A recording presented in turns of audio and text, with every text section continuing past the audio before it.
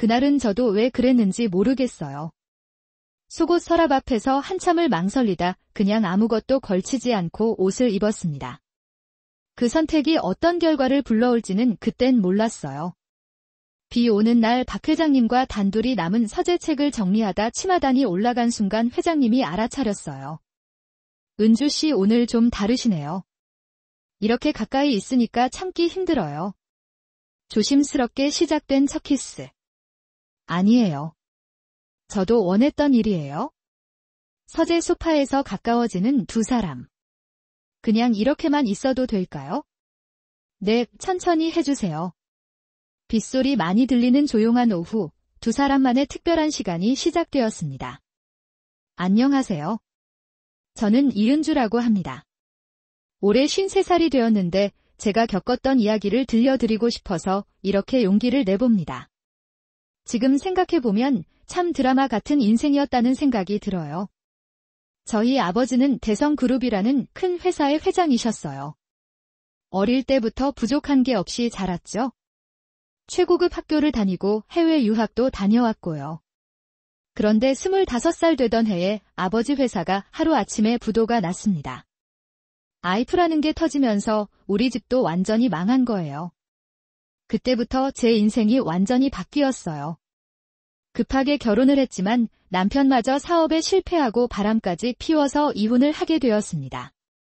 지금은 21살 된 딸아이 하나와 단둘이 살고 있어요.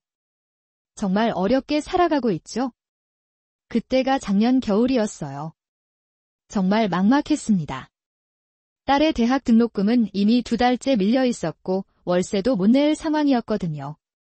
마지막에 남아있던 어머니의 금반지까지 전당포에 맡기고 나왔는데 그것도 몇십만 원밖에 안 되더라고요. 통장 잔고를 확인해보니 10만 원도 채 되지 않았어요. 그러다가 인터넷에서 가정부 모집 광고를 보게 되었어요. 민노산업 박민호 회장 자택 가정부 모집 월급 200만 원 이런 글이었죠. 처음에는 정말 망설여졌어요.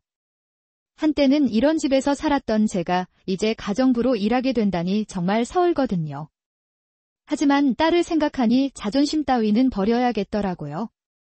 그래서 용기를 내서 면접을 보러 가기로 했습니다. 그 집은 강남의 고급 주택가에 있었어요. 대문 앞에 서서 한참을 망설였습니다. 예전에 제가 살던 집과 비슷한 규모의 저택이었거든요. 문득 20살 때 이런 집에서 파티를 열며 호화롭게 살던 제 모습이 떠올랐어요. 이제는 그런 집에서 가정부로 일하게 되었다니 정말 인생이 무상하다는 생각이 들었습니다. 떨리는 마음으로 인터폰을 눌렀어요. 안녕하세요. 가정부 면접 보러 온 이은주입니다. 곧이어 중후한 목소리가 들려왔습니다. 네, 들어오세요. 현관문이 열려 있어요. 정원을 지나 현관으로 들어가는데 정말 깔끔하고 품위 있게 꾸며져 있더라고요. 화려하지는 않지만 고급스러운 느낌이 물씬 풍겼어요. 현관문을 열고 들어서니 60대 정도로 보이는 단정한 남성분이 저를 맞이해 주셨습니다. 첫신상이 참 좋았어요. 인자하면서도 품위 있는 모습이었거든요. 안녕하세요. 박민우입니다. 그 순간 제 가슴이 쿵하고 뛰었어요. 어디선가 본 것 같은 얼굴이었거든요. 거실에 앉아서 간단한 면접을 봤습니다. 가정부 경력이 있으신가요? 정말 당황스러웠어요. 저는 가정부일을 해본 적이 없었거든요. 하지만 지금 상황에서는 거짓말이라도 해야 했습니다. 네, 개인 가정에서 몇 년간 일했습니다. 요리와 청소, 빨래 모두 가능해요? 사실 요리는 결혼. 생활 10년 동안 배운 게 전부였고 청소는 혼자 살면서 어쩔 수 없이 익힌 것뿐이었어요. 하지만 지금은 선택의 여지가 없었습니다. 박 회장님이 저를 유심히 보시더니 이렇게 말씀하셨어요. 왠지 다른 분들과는 느낌이 다르네요. 품위가 있으시고 그 말에 제가 더욱 긴장했어요. 혹시 제 거짓말을 눈치채신 건 아닌지 걱정되었거든요. 그럼 내일부터 시작하시죠. 월급은 200만 원이고 주말에는 쉬시면 됩니다. 정말 다행이었어요. 그렇게 해서 저는 박민호 회장님 댁의 가정부가 되었습니다. 집으로 돌아가는 길에 딸에게 전화를 걸었어요. 엄마가 일자리를 구했다고 말하니 딸이 정말 기뻐했습니다. 가정부 일을 시작한 지 한 달 정도 지났을 때였어요. 매일 새벽 6시에 출근해서 저녁 9시까지 일하는 생활이 시작되었습니다. 처음에는 정말 힘들었어요. 20회 넘게 이런 일을 해본 적이 없었으니까요. 손도 거칠러지고 허리도 아팠어요. 그런데 박 회장님의 생활을 가까이서 보니까 정말 의외였습니다. 제가 상상했던 부유한 사람들의 생활과는 완전히 달랐어요. 매일 새벽 6시 반에 정확히 일어나셔서 간단한 체조를 하시고 신문을 꼼꼼히 읽으셨어요. 아침 식사도 정말 간소했습니다. 김치, 계란 후라이 정도였거든요. 이렇게 성공하신 분이 이렇게 검소하게 사실 줄 몰랐네요. 서재를 청소할 때마다 감탄했어요. 비싼 골동품이나 화려한 장식품은 거의 없었고 대신 경영서적과 인문학 책들이 빼곡히 꽂혀 있었거든요. 책 제목들을 보니까 정말 공부를 많이 하시는 분 같았어요. 아, 이분은 정말 실력으로 성공하신 분이구나 하는 생각이 들었습니다. 박 회장님도 저를 유심히 관찰하고 계신 것 같았어요. 다른 가정부들과는 뭔가 다르다는 표정을 자주 지으셨거든요. 어느 날은 제가 실수를 했어요. 손님용 차잔을 정리하다가 무의식 중에 이렇게 말한 거예요. 이 차는 영국 웨지우드 제품이네요. 정말 아름다운 패턴이에요. 박 회장님이 깜짝 놀라시며 저를 쳐다보셨어요. 어떻게 이런 브랜드를 아세요? 순간 당황해서 얼른 둘러댔습니다. 아, 예전에 텔레비전에서 본 적이 있어서요. 하지만 박 회장님의 의심스러운 표정을 보니까 제가 너무 실수를 한 것 같았어요. 그 이후로는 더욱 조심하려고 노력했습니다. 그런데 이상하게 박 회장님이 자꾸 눈에 밟히기 시작했어요. 처음에는 단순히 고용주였는데 점점 한 사람으로서 관심이 가기 시작한 거죠. 성실하고 겸손한 모습이 정말 좋아 보였어요. 그리고 어딘지 모르게 익숙한 느낌도 들었고요. 마치 어디선가 본 것 같은 가을이 되면서 박 회장님이 감기에 걸리셨어요. 그날 평소보다 일찍 퇴근하시더니 소파에 누워서 기침을 하고 계시더라고요. 얼굴이 빨갛게 달아오르시고 열도 나는 것 같았어요. 그 모습을 보니까 저도 모르게 마음이 안쓰러워졌습니다. 회장님 괜찮으세요? 병원에 가 보시는 게 좋을 것 같은데요. 박 회장님이 손을 흔들며 말씀하셨어요. 괜찮습니다. 그냥 단순 감기예요. 하지만 저는 그냥 둘 수가 없었어요. 약국에 가서 해열제를 사다리고 부엌에서 정성스럽게 닭죽을 끓였습니다. 어머니께서 제가 어릴 때 아플 때마다 끓여주시던 그 방법 그대로요. 닭을 푹 우려서 기름을 걷어내고 쌀을 넣어서 오래오래 끓였어요. 마지막에 파송것과 달걀을 풀어 넣어서 완성했습니다. 정말 오랜만에 만드는 닭죽이었지만 어머니께서 가르쳐주신 방법은 잊지 않고 있더라고요. 죽을 그릇에 담아서 박 회장님께 가져다 드렸어요. 드셔보세요. 감기에는 이런 죽이 제일 좋아요. 박 회장님이 한 숟가락 떠서 드시더니 깜짝 놀라시는 거예요. 이 맛 정말 오랜만이네요. 어릴 때 어머니가 끓여주시던 맛이에요. 그러시더니 눈가가 촉촉해지시는 것 같았어요. 어떻게 이렇게 맛있게 끓이셨어요? 저도 마음이 따뜻해졌습니다. 저희 어머니께서 가르쳐 주신 방법이에요. 아플 때는 이런 죽이 최고라고 하셨거든요. 사실 저희 어머니는 대성그룹 회장 부인이셨지만 직접 요리도 하시고 자상한 분이셨어요. 제가 아플 때마다 정성스럽게 죽을 끓여주셨던 기억이 납니다. 박 회장님이 죽을 다 드시고 나서 말씀하셨어요. 정말 고맙습니다. 이런 정성스러운 보살핌을 받아본 지가 언제였는지 그때부터였어요. 제가 박 회장님을 좀 더 자세히 살펴보기 시작한 게 매일 밤늦도록 서재에서 일하시는 모습이 안쓰러워 보였거든요. 그래서 밤 늦은 시간에 따뜻한 차를 끓여서 가져다리곤 했어요. 너무 늦게까지 일하시면 몸에 안 좋아요. 박 회장님도 점점 제게 마음을 열기 시작하시는 것 같았어요. 이렇게 신경 써주시니까 정말 고맙네요. 그러면서 가끔 개인적인 이야기도 하시곤 했습니다. 부인을 잃고 나니까 집이 참 적적해요. 저도 그런 박 회장님이 왠지 쓸쓸해 보였어요. 성공한 분이지만 혼자 사시는 모습이 저와 비슷한 처지 같았거든요. 어느 날 밤 늦게 서재에서 박 회장님이 혼자 술을 드시고 계셨어요. 평소에는 술을 거의 안 드시는 분이었는데 그날은 왠지 우울해 보이시더라고요. 제가 따뜻한 차를 끓여서 가져다 드렸어요. 회장님, 차 한 잔 드세요. 술만 드시면 속이 안 좋으실 텐데요. 박 회장님이 저를 보시더니 한숨을 쉬셨어요. 고맙습니다. 오늘따라 예전 생각이 많이 나서 그러시더니 조심스럽게 말씀을 이어가셨습니다. 28년 전에 정말 힘든 일이 있었어요. 저는 가슴이 두근거렸지만 조용히 들어드렸어요. 그때 일하던 회사가 갑자기 부도가 났거든요. 정말 좋은 사장님이셨는데 박 회장님의 목소리가 점점 작아졌어요. 그분은 정말 인격자셨어요. 직원들을 가족처럼 챙겨주시고 저같이 가난한 집안 출신도 차별 없이 대해주셨죠. 제 눈에 눈물이 맺히기 시작했어요.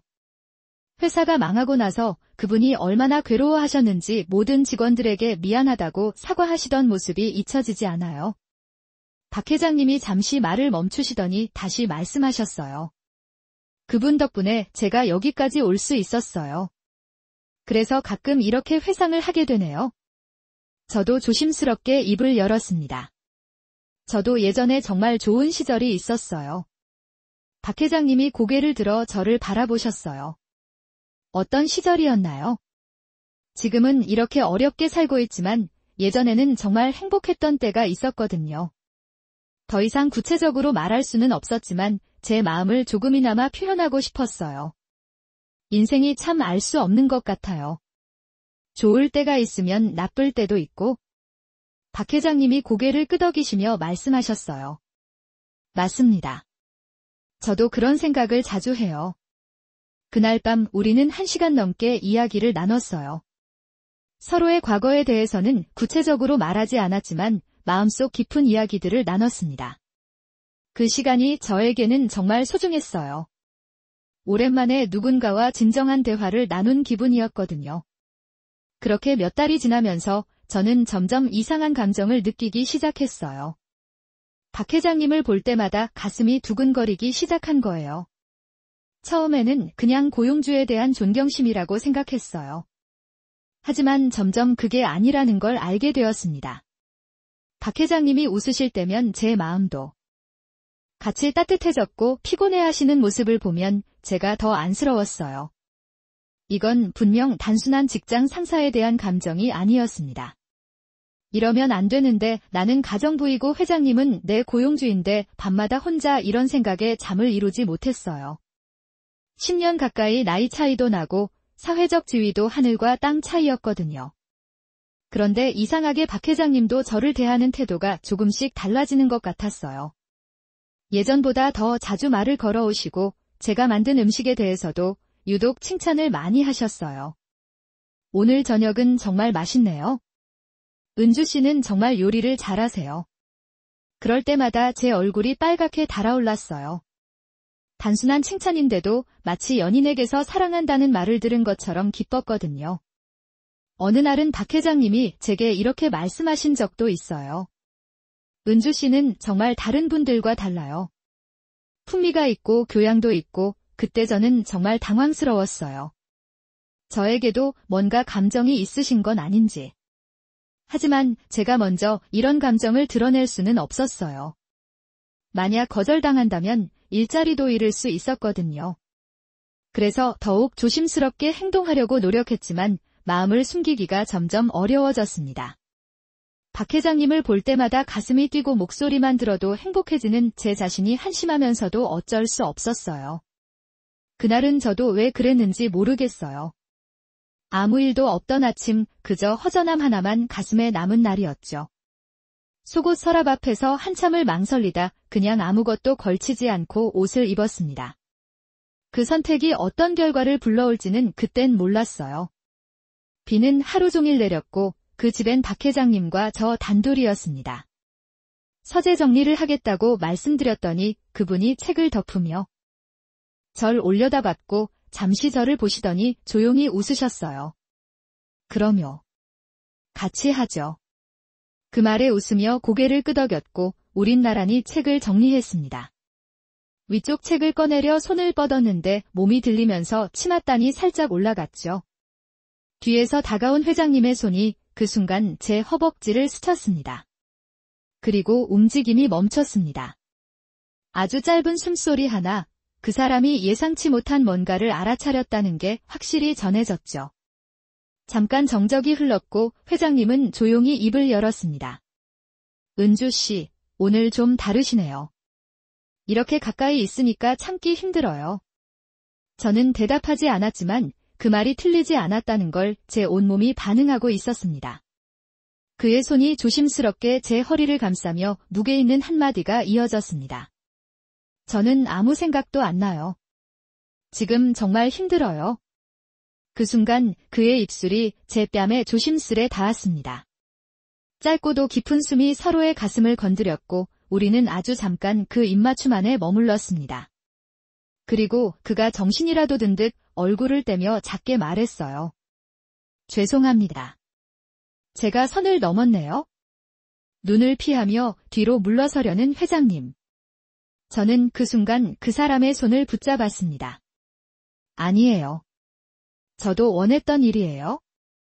회장님의 눈이 살짝 흔들렸고 저를 향한 그 시선에 오래 눌러왔던 외로움과 갈증이 묻어 있었습니다. 저도 눈을 피하지 않았고 우리는 다시 조용히 입을 맞췄습니다. 이번엔 훨씬 천천히 깊게 서재의 소파에 앉게 된 우리는 서로를 바라보며 조심스럽게 가까워졌어요. 그냥 이렇게만 있어도 될까요?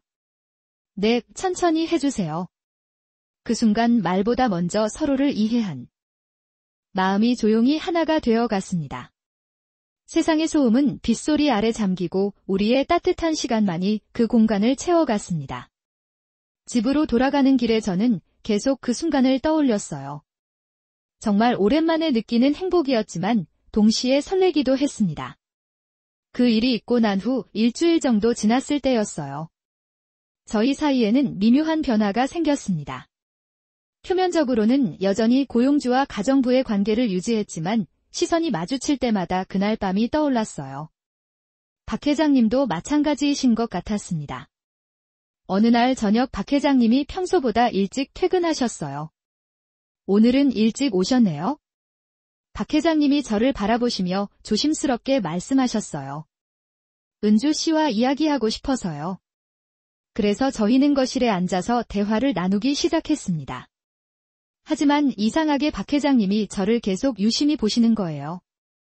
은주 씨, 혹시 예전에 어디서 만난 적이 있나요? 그 질문에 심장이 쿵하고 내려앉았습니다. 아니요. 없을 텐데요. 왜 그러세요?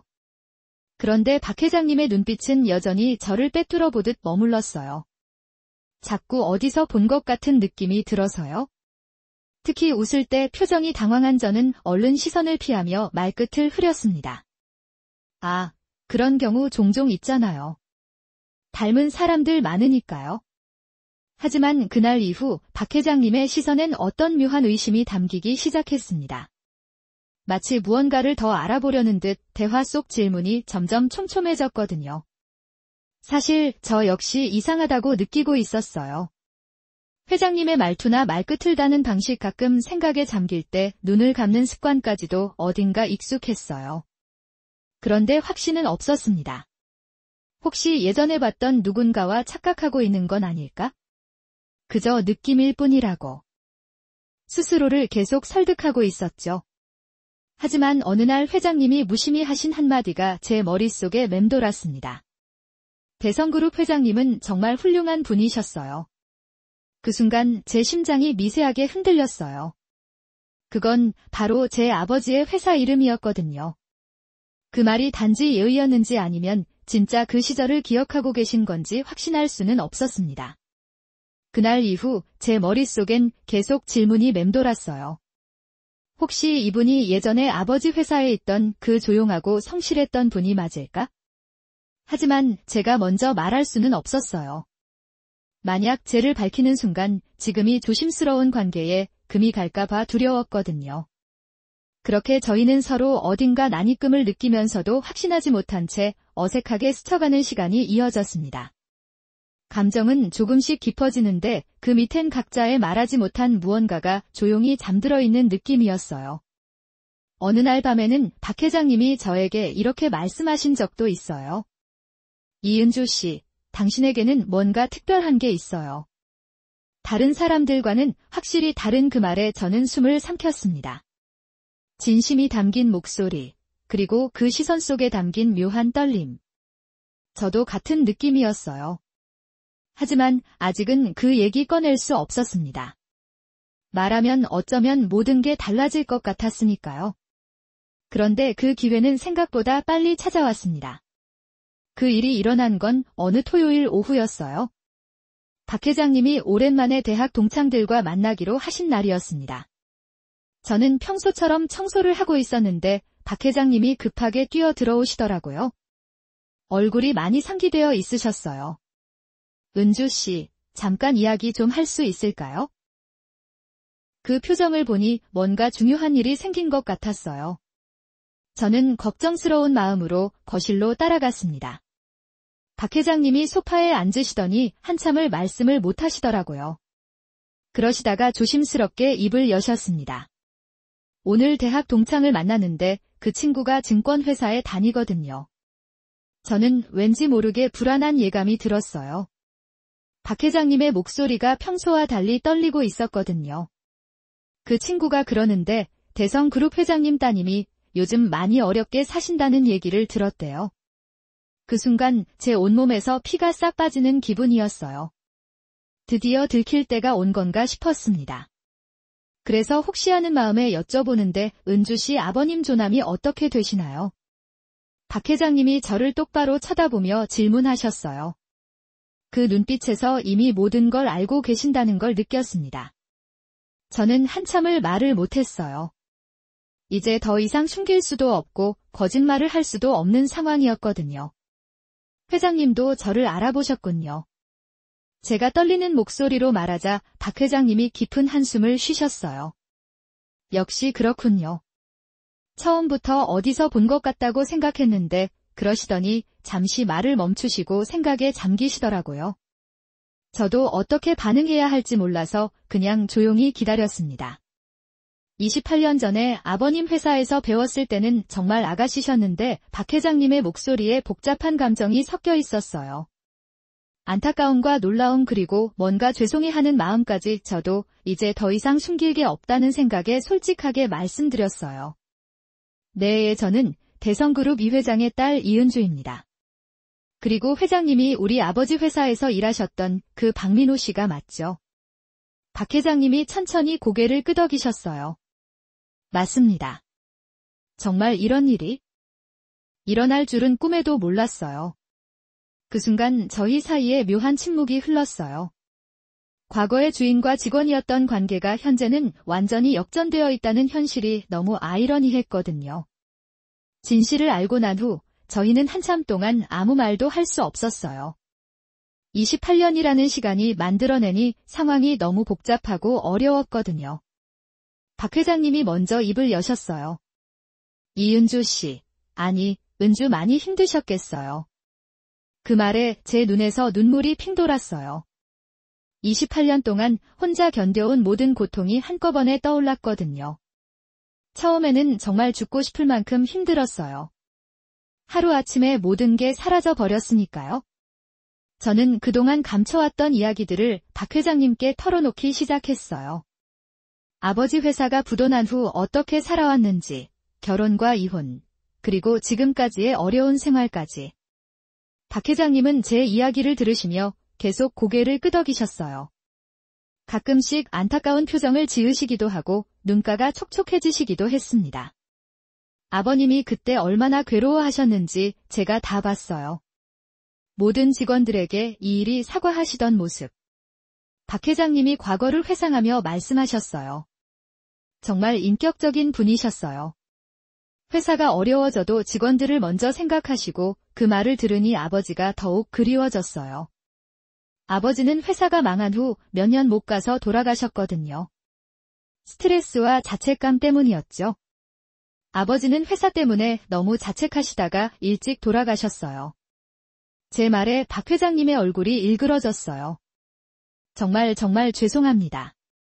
제가 그때 더 도움이 되었으면 좋았을 텐데. 아니에요. 그때는 누구도 어쩔 수 없는 상황이었어요. 회장님 잘못이 아니에요. 그러면서 저는 박 회장님이 어떻게 지금의 성공을 이루셨는지도 궁금했어요. 회장님은 그 후에 어떻게 지내셨어요? 박 회장님이 씁쓸한 미소를 지으시며 말씀하셨어요. 저도 처음에는 정말 막막했어요. 회사가 망하고 나니까 갈 곳이 없더라고요. 하지만 아버님께서 가르쳐주신 경영 철학을 잊지 않고 작은 사업부터 시작했어요. 정말 힘든 시간이었지만 그렇게 박 회장님도 본인의 지난 28년을 이야기해 주셨어요. 작은 사업체에서 시작해서 지금의 민노 산업까지 일구어낸 과정을요. 그런데 이렇게 다시 만나게 될 줄은 정말 상상도 못했어요. 박 회장님이 저를 바라보시며 말씀하셨어요. 더군다나 이런 감정을 갖게 될 줄은 그 말에 저도 가슴이 뜨거워졌어요. 진실을 알고 나니 더욱 복잡한 감정이 들었거든요.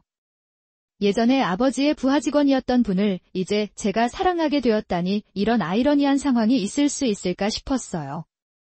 하지만 동시에 이상하게 운명 같은 느낌도 들었습니다. 28년 만에 이런 방식으로 다시 만나게 된 것도 서로 모르는 상태에서 사랑하게 된 것도 회장님 이제 어떻게 해야 할까요? 제가 조심스럽게 물어보니 박 회장님도 깊은 고민에 빠지는 것 같았어요. 잘 모르겠어요. 이런 상황은 정말 처음이라 진실을 알고 난 후 며칠 동안은 정말 어색했어요. 서로 어떻게 대해야 할지 몰라서 말도 제대로 못했거든요. 박 회장님은 저를 대하실 때 더욱 조심스러워 하셨어요. 아마 예전의 주인과 직원 관계를 의식하고 계신 것 같았습니다. 은주 존댓말은 하지 마세요. 예전으로 돌아가서. 하지만 저는 그럴 수가 없었어요. 아니에요. 지금은 회장님이 제 고용 주세요. 그게 맞아요. 이런 대화를 나누면서도 저희는 점점 더 혼란스러워했어요. 과거와 현재 그리고 서로에 대한 감정이 너무 복잡하게 얽혀 있었거든요. 어느 날, 밤 저는 혼자 방에서 계속 생각했어요. 내가 지금 뭘 하고 있는 거지? 아버지 회사 직원이었던 분을 사랑한다고. 하지만 마음은 그렇지 않았어요. 박 회장님을 처음 봤을 때부터 느꼈던 그 따뜻함과 끌림은 진짜였거든요. 박 회장님도 마찬가지로 고민이 많으신 것 같았어요. 어느 날 저에게 이렇게 말씀하신 적이 있었으니까요. 은주 씨, 저는 정말 혼란스러워요. 예전에 그렇게 존경했던 사장님의 따님을 이렇게 사랑하게 될 줄 몰랐어요. 그 고백을 들으니 제 마음도 더욱 복잡해졌어요. 사랑한다는 말을 직접 들으니까 기쁘면서도 죄책감이 들었거든요. 회장님도 힘드시죠? 저 때문에 아니에요. 힘든 게 아니라 이 상황이 너무 아이러니해서요.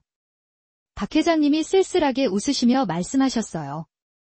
28년 전에는 제가 은주를 우러러보는 위치였는데 지금은 뭐가 중요해요. 과거는 과거일 뿐이에요. 저는 박 회장님께 솔직한 제 마음을 말씀드렸어요. 저는 지금의 박민호 회장님은 사랑하는 거예요. 과거의 신분이 중요한 게 아니라. 하지만 현실은 그리 간단하지 않았어요. 주변 사람들이 알게 되면 어떻게 될까? 특히 박 회장님의 자녀분들이 알게 되면 어떤 반응을 보일까? 이런 걱정들이 계속 저희를 괴롭혔어요. 그러던 중에 더 큰 문제가 생겼습니다. 박 회장님의 큰아들이 우연히 제 정체를 알게 된 거예요. 그 일이 터진 건 어느 일요일이었어요. 박 회장님의 큰아들 박준호 씨가 갑자기 집에 찾아오셨거든요. 저는 평상시처럼 청소를 하고 있었는데 준노 씨가 저를 유심히 보시더라고요. 가정부분이 이름이 뭐라고 하셨죠? 박 회장님이 대답하셨어요. 이은주 씨야. 왜 그래? 그때 준노 씨의 표정이 갑자기 변했어요. 혹시 대성그룹 이 회장님 따님 아니에요? 그 순간 저는 머리가 하얘졌어요. 박 회장님도 깜짝 놀라시며 저와 준노 씨를 번갈아 보셨습니다. 아버지 정말이에요.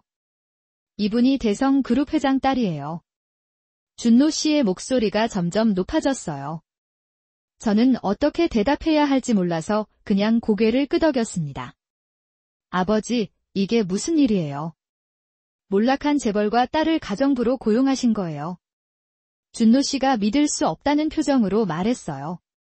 그리고 더 충격적인 말을 이어갔습니다. 설마 아버지가 이분과 뭔가 있으신 건 아니죠? 박 회장님이 당황하시며 말씀하셨어요. 준노야, 그런 식으로 말하는 게 아니야. 은주 씨는 내가 만나고 있는 사람이다. 하지만 준노 씨는 더욱 흥분했어요. 아버지가 가정부와 연애를 하신다고요? 체면이 말이 되나요? 그 말에 저는 정말 상처받았어요. 하지만 준노 씨 입장에서는 이해할 만했습니다. 갑자기 아버지가 가정부와 사귄다고 하니까요. 박 회장님이 단호하게 말씀하셨어요. 준노야, 이은주 씨를 함부로 말하지 마라. 아버지 정신 차리세요. 어머니 돌아가신 지 겨우 몇 년 됐는데 가정부와 이런 일을 준노 씨의 말에 박 회장님의 얼굴이 굳어졌어요. 하지만 저는 그 자리에 더 있을 수가 없었습니다. 죄송합니다. 제가 물러나겠어요. 제가 나가려고 하니까 박 회장님이 말리셨어요. 은주 씨 잠깐만요. 하지만 저는 그냥 나와 버렸어요. 이런 상황에서 더 있으면 박 회장님만 곤란해지실 것 같았거든요. 집으로 돌아오는 길에 눈물이 계속 났어요. 결국 이런 날이 올 줄 알고 있었지만 막상 겪으니까 너무 힘들었습니다. 그 다음 주부터는 정말 어색했어요. 준우 씨가 아버지와 큰 싸움을 한 것 같았거든요. 박 회장님도 많이 힘들어 하시는 것 같았어요. 은주 씨 미안해요. 준노가 그런 말을 해서 괜찮아요. 당연한 반응이에요. 하지만 준노 씨뿐만 아니라 둘째 딸인 지은 씨까지 알게 되면서 상황은 더욱 악화되었어요. 지은 씨는 오히려 더 직설적이었습니다. 아버지 정말 실망이에요. 몰락한 재벌과 딸이 아버지에게 매달리는 거 아니에요? 그 말을 전에 들었을 때 저는 정말 분했어요. 하지만 동시에 그들의 걱정도 이해할 수 있었습니다. 며칠 후에는 더 충격적인 소식을 들었어요. 박 회장님 주변 지인들 사이에서도 이 이야기가 돌고 있다는 거였어요. 대성그룹 회장 딸이 옛날 아버지 회사 직원한테 매달린다더라. 몰락한 집안이라고 해서 자존심도 없나? 이런 말들이 돌고 있다는 걸 알게 되었습니다. 정말 견딜 수 없이 괴로웠어요. 주변의 반대가 심해지자 저는 진지하게 포기하는 것을 생각하기 시작했어요. 박 회장님이 저 때문에 자녀들과 사이가 나빠지고 주변 사람들한테 손가락질 받는 게 너무 안쓰러웠거든요. 어느 날 저는 박 회장님께 조심스럽게 말씀드렸어요. 회장님, 제가 그만 나가는 게 나을 것 같아요. 박 회장님이 깜짝 놀라시며 저를 바라보셨어요. 갑자기 왜 그런 말을 해요? 회장님이 저 때문에 너무 힘드시잖아요. 자녀분들과도 사이가 안 좋아지고 저는 그동안 참아왔던 마음을 털어놓았어요. 저 같은 사람 때문에 회장님의 인생이 흔들리면 안 되잖아요. 박 회장님이 제 손을 잡으시며 말씀하셨어요. 그런 생각하지 마세요. 제가 감당할 일이에요. 하지만 저는 마음을 굳혔어요. 아니에요. 현실을 봐야 해요. 저희는 너무 다른 세상 사람이에요. 처음부터 불가능한 사랑이었는지도 몰라요.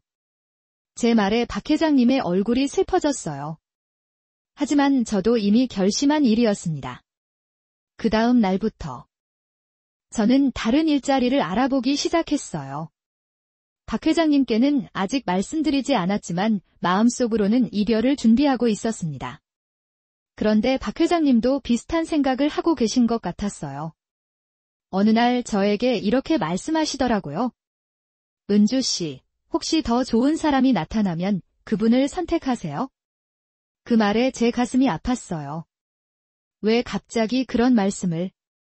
저 때문에 은주 씨가 힘들어하는 게 보기 싫어요. 박 회장님도 저를 위해서 포기하려고 하시는 것 같았어요. 하지만 그게 정말 서로를 위한 최선의 선택일까요? 그날 밤 저는 정말 많은 생각을 했어요.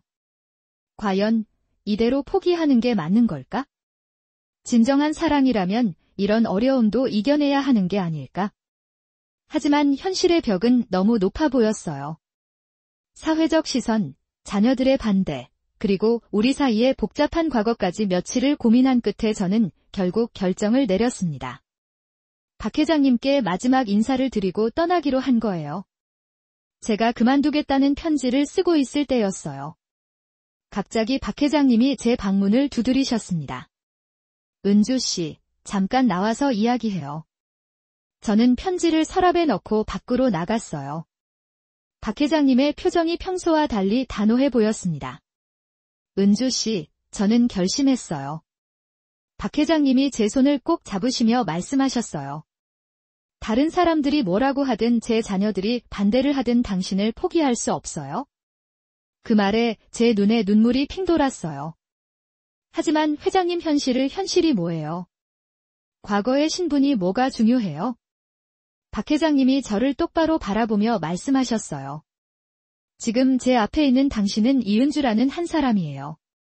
과거가 어떻든 지금 제가 사랑하는 사람이에요. 28년 전에는 회장님 따님이었고 지금은 제 가정부일 수도 있어요. 하지만 그게 중요한 게 아니에요. 박 회장님의 목소리가 점점 간절해졌어요. 중요한 건 우리가 서로를 사랑한다는 거예요. 그 마음이 진실하다는 거예요. 저도 더 이상 참을 수가 없었어요. 저도 마찬가지예요. 회장님은 포기할 수 없어요. 처음에는 과거 때문에 많이 고민했어요. 하지만 이제 깨달았어요. 제가 박 회장님의 손을 꼭 잡으며 말했어요. 사랑에는 신분이 없다는 걸, 진짜 중요한 건 서로를 향한 마음이라는 거요. 그날 밤 우리는 정말 오래 이야기를 나눴어요. 과거의 아픈 기억들, 현재의 어려운 상황들, 그리고 미래에 대한 희망까지 우리가 함께 할 수 있을까요? 제가 조심스럽게 물어보니 박 회장님이 확신에 찬 목소리로 대답하셨어요. 물론이에요. 시간이 걸리겠지만 주변 사람들도 언젠가는 이해해 줄 거예요. 가장 중요한 건 우리 두 사람의 마음이니까요. 그 순간 저는 정말 큰 결심을 했어요. 다른 사람들의 시선보다는 제 마음에 솔직하기로 한 거죠. 그 결심을 한 후 몇 달이 지났어요. 처음에는 정말 많은 어려움이 있었습니다. 박 회장님의 자녀들은 여전히 반대했고 주변 지인들의 시선도 곱지 않았어요. 하지만 저희는 서로를 믿고 버텨나갔습니다. 박 회장님이 자녀들에게 단호하게 말씀하셨어요. 이유는 씨는 제가 선택한 사람이에요. 과거가 어떻든 현재 제가 사랑하는 사람이고요.